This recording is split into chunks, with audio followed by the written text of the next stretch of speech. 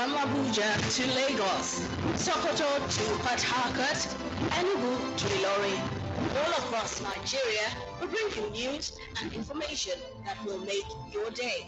We are news. We are 24 News Radio TV. From Abuja to Lagos, Sokoto to Port Harcourt, Enugu to Ilorin, all across Nigeria, we bring you news and information that will make your day. We are news. We are 24 News Radio TV.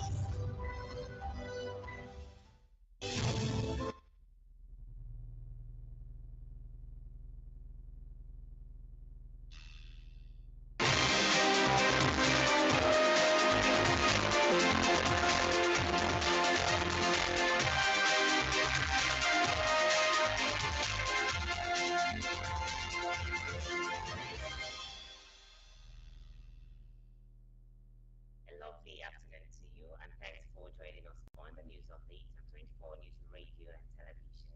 My name is Grace Wamfo. The Kano State Judicial Service Commission has approved the demotion of the court registrar Adamu Salisu for forgery and falsification of affidavits of service. This is contained in a statement issued by the spokesperson for the Kano State Judiciary, Babajibo Ibrahim Kano.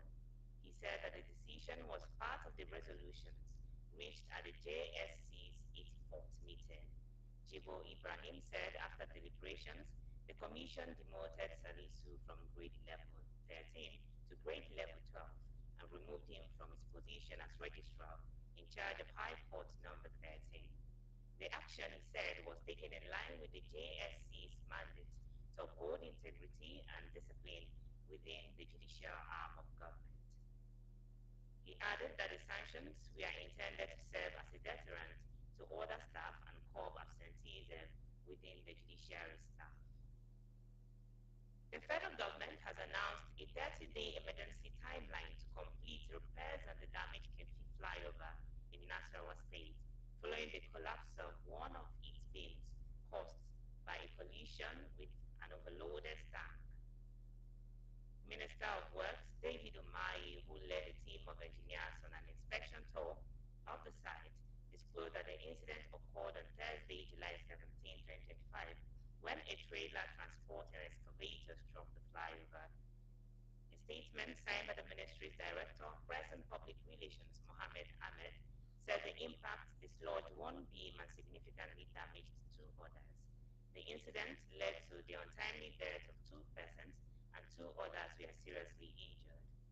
Following an initial assessment by officials from the ministry, a section of the bridge was immediately closed to traffic to prevent further damage and ensure public safety.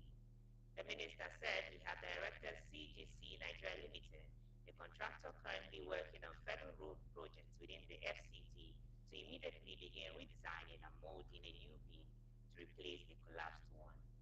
The repair process, he noted, is expected to span approximately 30 days, after which a structural integrity test will be conducted before reinstalling the beam. He further expressed his condolences to the families of victims who may have suffered injuries or fatalities from the incident, assuring them of the government's commitment to preventing a recurrence. And from the National Assembly, the Senate has warned the suspended lawmaker representing Kogi Central Senatorial District, Natasha Akpoti-Uduaghan, to desist from forcefully resuming his legislative duties on Tuesday. The chairman of the Senate Committee on Media and Public Affairs, Yemi Adaramodu, gave the warning in a statement issued on Sunday. While insisting that no valid court order mandated her immediate recall, Adaramodu said the Senate remained committed to due process and the rule of law.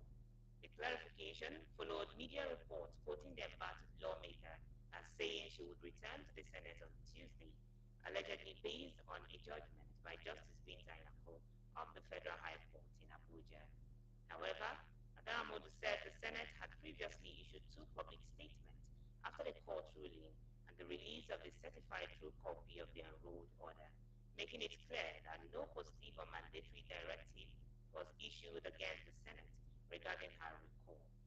The Senate further noted that the same court found Akpotio-Daun guilty of contempt and imposed penalties, including a 5 million naira fine payable to the federal government and a mandatory apology to 2 national newspapers and on her Facebook page, a directive that has been reportedly not been complied with. This is still the news at noon on 24 News Radio and Television.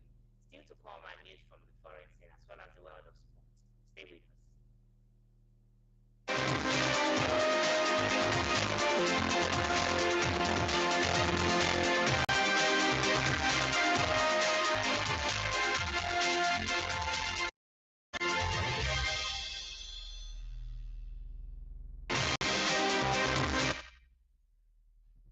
Glad to know that you're still there, just joining us. This is the news at noon on 24 News Radio and Television.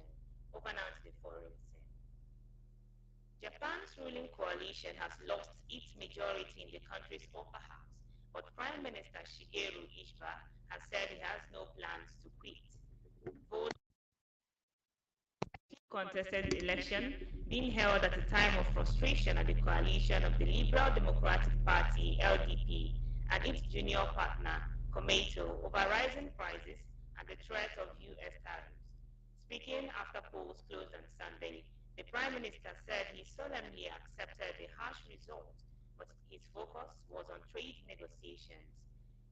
Having already lost its majority in Japan's more powerful lower house last year, the defeat will undermine the coalition's influence. And from Gaza, Palestinian Health Ministry says at least 76 children in Gaza have died of malnutrition since the conflict began in October 2023, as well as 10 adults.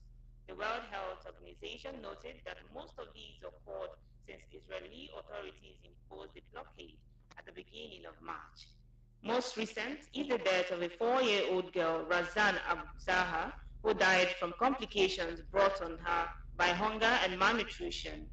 Razan was one of at least 4 children to succumb to the last 3 days, the youngest just being 3 months. Reflecting a deepening crisis in the territory, the health ministry said 18 deaths have been recorded due to famine in Gaza over 24 hours. And from Ecuador, most notorious drug kingpin has been extradited to the United States a month after he was recaptured following a prison escape that sparked a wave of violence across the country. Prison authorities say Jose Adolfo Macias, also known as Fito, was transferred on Sunday from a maximum security prison in the port city to the city's airport, where he was handed over to U.S. officials who arrived earlier to carry out the extradition process. And from China, Chinese authorities have begun constructing what will be the world's largest hydropower dam in Tibetan territory, in a project that has sparked concern from India and Bangladesh. Chinese Premier Li Qiang presided over a ceremony marking the start of construction on Yalong Sapo River. The river flows through the Tibetan Plateau as well as multiple South Asian nations. The project has attracted criticisms for its potential impact on millions of Indians and Bangladesh living down river line, as well as surrounding environment and local Tibetans. Beijing has said the development will prioritize ecological protections and boost local prosperity. And from the world of sports, the Lagos state government has reaffirmed its commitment to promoting healthy living through the Keep Fit Lagos program, which held at the Mobolaji Johnson Arena, Oniko. The monthly fitness event aimed at encouraging physical and mental wellness drew participants of all ages who engage in aerobic exercise led by a professional fitness instructor. Senior Special Assistant to the Governor on Sports, Damilare Orimoloye, praised the turnout and reiterated the state government dedication to sustaining the program across all 20 local government areas and 37 local council development areas in the state. Earlier, participants had access to free health screening with professionals conducting vital checks to help attendees assess their medical status and encourage health-conscious living. In his remarks, Senior Special Assistant to the Governor on Sports Marketing and Administration, Adu, noted that the program has reawakened resident interest in physical fitness and overall well-being. Fitness expert Maje Aida also commended the initiative, expressing satisfaction with growing enthusiasm among residents regarding physical and mental wellness. And still from the world of sport, at least 1,000 athletes from 31 countries have arrived in Abuja for the 2025 African Karate competition, which kicks off on July 21 and runs through July 28. President of the Karate Federation of Nigeria, Silas Sagara, told newsmen in Abuja that 31 countries, alongside host Nigeria, would slug it out in 4 categories of the sport. Agara listed the categories to include the cadet, which could accommodate athletes between 14 and 15 years, as well as the junior category, which has athletes between the ages of 16 and 17. Other categories are senior and para cadet, which would have athletes above 18 years respectively. The KFN president also said that the General Assembly of the African Championship would also take place in Abuja within this period. The technical director of the federation, Dave Jegede, said that Nigeria will be presenting 60 athletes for the championship, adding that the athletes are ready for the competition.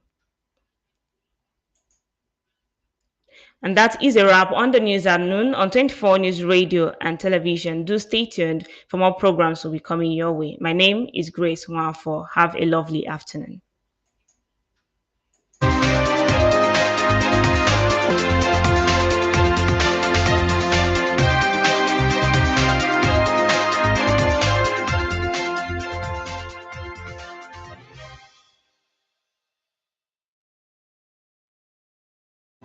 All across Nigeria, we bring you news and information that will make your day.